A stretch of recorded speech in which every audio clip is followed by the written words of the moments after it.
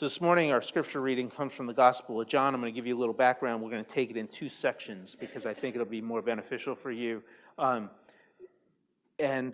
just want to give you a little background on John.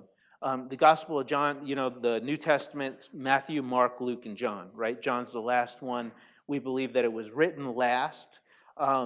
Some scholars will date it beyond 70 AD, 70 to 100 AD. Other scholars will say it had to have happened before 70 AD. Anybody know what happened in 70 AD, why that's a big date? The temple was destroyed, right? And you would think that something that magnanimous for Israelites would have been noted somewhere in the Gospel of John.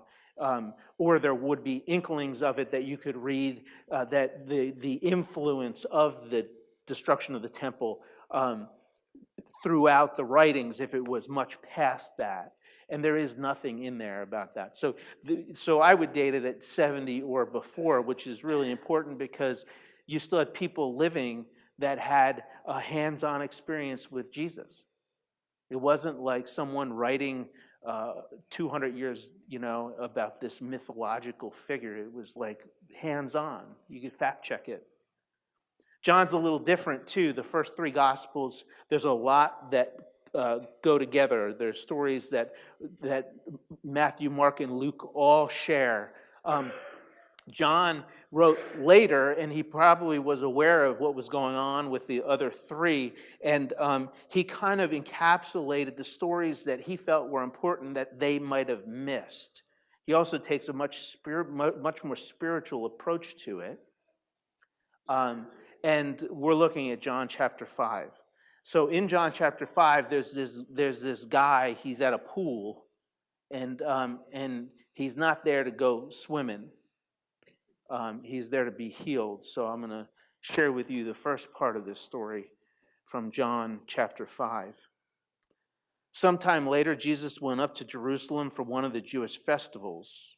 So it's not like a festival, like a carnival. It's like there's at least 3 holy days that all Jewish men who were Orthodox or practicing their faith would participate in faithfully.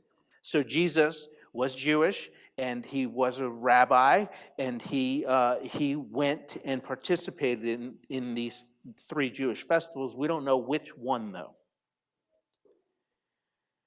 So now there is in Jerusalem, near the sheep gate, a pool. The pool in Aramaic is called Bethsaida, which is surrounded by 5 covered colonnades. So it's got to be pretty big, right? If it has like 5 tented areas around it. Don't start thinking like Bahamas or Bermuda pool, right? This isn't a vacation destination. But there's lots of people. So there's probably others that had compassion for them in the heat of the sun, and they put up these tents. Here a great number of disabled people used to lie: the blind, the lame, the paralyzed. One who was there had been an invalid for 38 years. 38 years. Anybody been married 38 years? Yeah? Long time, right? They were great years, right? But it's a long time.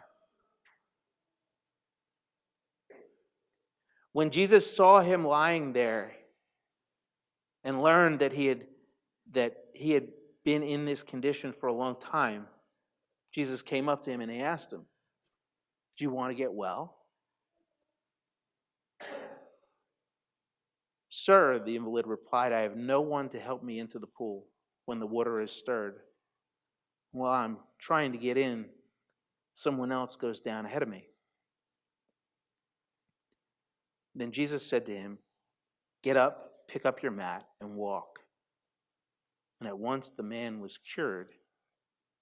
He picked up his mat and he walked. So the background of this pool, right? It's like a pretty cool myth thing that was happening, but people were actually getting healed. Um, the water would stir. Something happened in the water, and it was healing water. So when the water stirred, the first one in got healed. They believed that an angel would come down and stir the water. And then whoever could make it, could get in first, would win and be healed. So this guy's there for 38 years, and every time the water is stirred, he's not the first one in. You ever try to do something over and over and over and just it doesn't ever happen? You ever want something so bad that you try and you try and you try and you try, and eventually you get to the point where you convince yourself that it really isn't worth it? You kind of give up on it. You get used to it. I lived when I was younger, much younger. I'm getting older now, so I can say that, right? Much younger. I wrestled with an addiction. And there were times where I just wanted it to go away. And addiction, I don't know if you've ever had an addiction or lived with an addict or had a child who's an addict or a parent, but it's the weirdest thing because it's your mind and your heart. It's like it infects your soul because you know in your mind that you don't want to do it anymore, and you know in your heart that it's tearing everybody apart, including yourself, and you try your hardest, and something just draws you back to it, and you engage, and it just keeps going, and it's hard, and sometimes you get used to it, and sometimes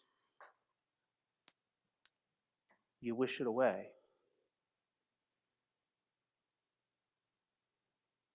But it could go 38 years. Maybe you're wishing for something, and it's been a while, and you just, it's gone from that I want it so bad I can taste it in my mouth and I'm willing to do anything for it, to maybe it's not supposed to be and I could just leave it. But it'd be it's like a wish. This week my daughter was cute. She wanted to all of a sudden she's in love with Freehold Raceway Mall. And probably not for the reason you think. She came down, I don't know, Wednesday or Thursday, and she had a Ziploc, like not like a 1-quart bag or a sandwich bag. She had a 1-gallon Ziploc freezer bag with money in it. It wasn't the kind of money that you're thinking of. It was all pennies and nickels. And it wasn't full by any means, but and she wanted to go to the mall so bad. Do you know why she wanted to go to the mall? Because they have a fountain at the mall. And she was going with her pennies and nickels. And part of it was the challenge that I told her, because if you've been to the mall, it's like an orb with the water coming out. And I challenged her to try and get a penny in the top. So that was part of it. But the other part of it was that she wanted to make some wishes. There are things that she's hoping for that she's willing to throw a penny in, or a nickel, or a lot of pennies. An aside in that story was that there was another little girl that was there, and Claire was kind of just about to the bottom of her bag, and she thought it'd be nice to go give the girl a coin, but she was so nervous about talking to her that she didn't. But at least she wanted to.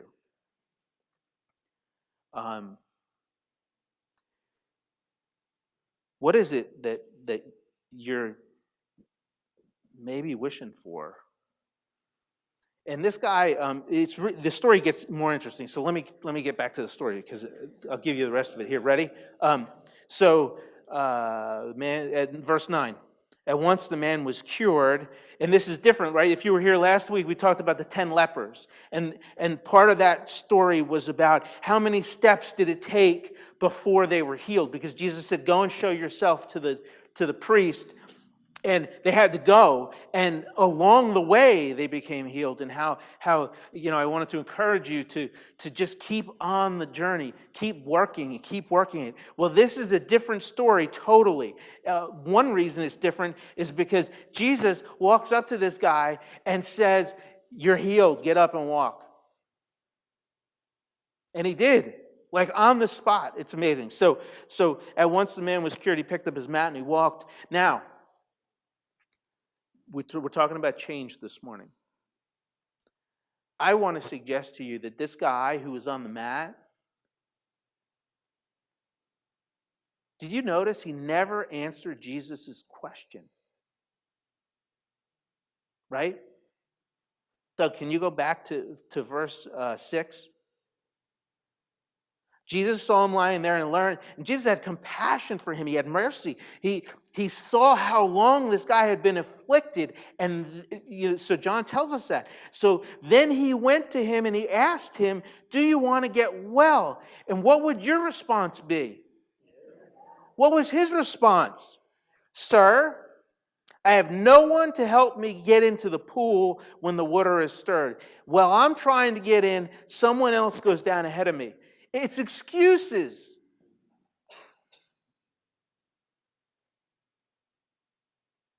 We come up with excuses all the time. I love it. I connect with this guy. Hey, it's not my fault. I don't have anybody to help me do it. You've never said that, I'm sure. And oh, I'm on my way, and someone cuts me off and beats me to it. I have a laundry list of excuses that I run in my head all the time, and I really try and flush them out, like get rid of them, because they start to inform my story, the story of my life, right? All of a sudden, I can't because I can't because I won't because I don't want to because and you start running that narrative in your head. And this guy was doing it for 38 years. I'm 48 now, or somewhere around the 64, I think. And I keep running these narratives in my head. And God keeps saying, "Hey, do you want to be made well? Do you want to be made well?" "Well, I can't because, and I can't because, and So this guy, so I connect with him. Anyway, so Jesus heals him, even with the excuses, even not answering the question, Jesus heals him, and it really gets even more miraculous, because do you know this guy didn't even know who Jesus was? He didn't even know. So we talked last week about this, again, a contrast to last week's story. The 10 lepers, they knew who Jesus was. They were like, "Master, Jesus, have mercy on us." And they honored him and they had faith in him. This guy doesn't even know who Jesus is, and Jesus heals him miraculously. So if you're here this morning and you're not quite sure about Jesus, there's hope. But I want to suggest to you that John is picking stories specifically to tell us that the other gospel writers missed. And John himself tells us that if it was recorded, all the stuff that Jesus did, it would take up volumes and volumes and volumes. So John is very specific right here about this story.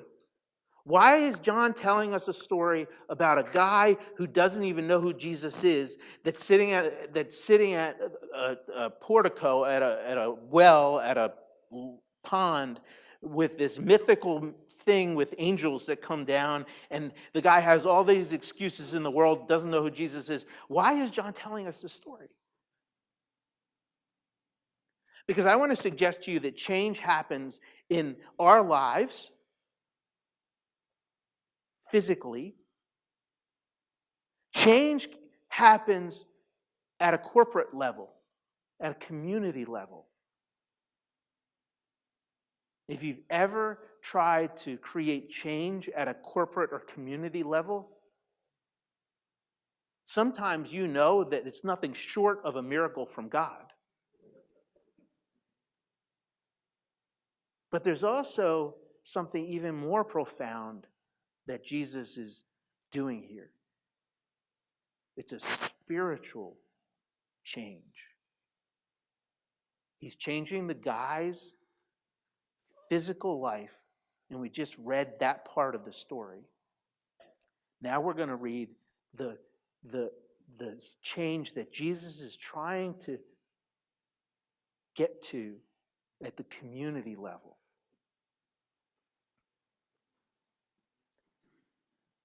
At once, verse 9, once the man was cured, he picked up his mat and walked. The day on which this took place was the Sabbath. So if you don't know anything about the Sabbath, that's a critical word. The Sabbath day is a day of rest. It was instituted in the Old Testament. God created the earth in 6 days. He rested on the seventh day. The Sabbath day is Saturday, not Sunday. We worship on Sunday because Jesus was raised on Sunday from the dead, so we celebrate the resurrection as Christians. Our Jewish friends worship on Saturday because that's the Sabbath day. There are all these laws against working on the Sabbath day. So this took place it was a Sabbath. And so the Jewish leaders said to the man who had been healed, "It is the Sabbath, and the law forbids you to carry your mat." But they're setting him up because they don't really want to throw him in jail kind of for carrying his mat on the Sabbath. But it is a sin for them. But they're really getting at something deeper. But he replied, "The man who made me well said to me, 'Pick up your mat and walk.'" So they asked him, "Who is this fellow who told you to pick it up and walk?" And the man says, so there's the storyline, like they're trying to get at Jesus. The man who was healed had no idea who it was. Jesus slipped away into the crowd that was there. So then Jesus comes back to him. Later, Jesus found him at the temple and said to him, "See, you are well again. Stop sinning, or something worse may happen to you." And the man went away and told the Jewish leaders that it was Jesus who had made him well. So Jesus is trying to effect a change in the system, the Jewish religious system. It's apostate. It's turned into a power and control and money thing. And he's trying to change it and make a change. But he's also Jesus. He's God incarnate. He's issuing a new thing. He's creating a new thing. And then he gets to the deeper part.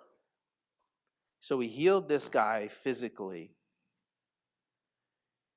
He's doing it intentionally to try and create a social change, or to be part of the overall social change that's happening. But then he comes back to this guy because the healing needs to take place in his soul.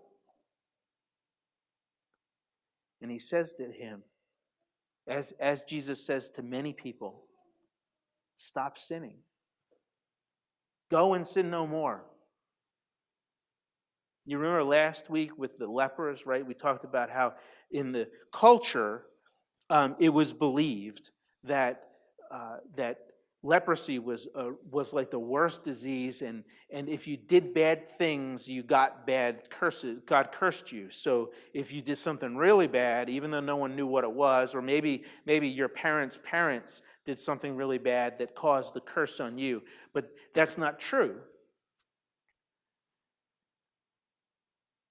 But this morning, Jesus tells this guy,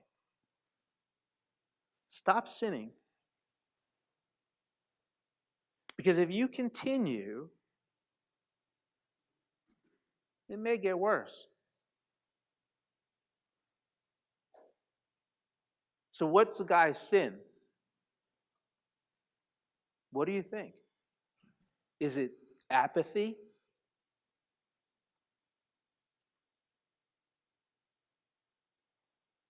Is it gossip? Doesn't say. But the last verse, if you can put that up, is really telling. The last verse, what did he do? Did he go worship God? Did he go celebrate Jesus in his life? He must not have liked what Jesus told him. Do you ever open the Bible and read it, and it just speaks right to your soul, and you know you're sinning? You know there's something wrong. You know you did something really bad, and you read it, and it's like God speaking right to you, or someone comes up to you and says, hey, and they don't even know you, and it's like coincident, and they say something, and it speaks right to the core of your sin. It's happened to me, and it's not a great feeling. This guy, Jesus came up to him and he said, look, stop it. Stop sinning, or it may get worse. So I want to suggest to you two things. I don't want you to be confused, because last week I said it wasn't like this karma thing, this karma concept. You didn't get sick because you did something wrong. That's not how God works. He loves us. He wouldn't do that to us. But I want to suggest to you that there is some sin that gets worse. And I can speak directly to you, and I can speak directly about that, because I was involved in an addiction that the more I did it, the worse it got. And when I stopped it, I thought I was good. I didn't want to be an addict, right? So I challenged myself to not do what I was doing for a whole summer, right? And that was very intentional, because I was home with my friends, and we were all partying, and I wasn't going to do that stuff. Because if I could hold off for 3 months, then I wasn't an addict. So I held off. And I made it the whole summer. But you know what happened in September? It got worse. It wasn't like starting from zero and building my way back up again. It was like I came back where I left off, and it just got compoundingly worse.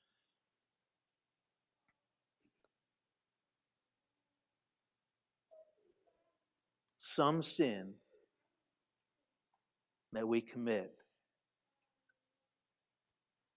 makes our own lives incredibly worse. So it's not every sin. But every sin has shockwaves. The cool thing about Jesus is that the Holy Spirit can work minimize those shock waves or actually even turn that stuff into good stuff.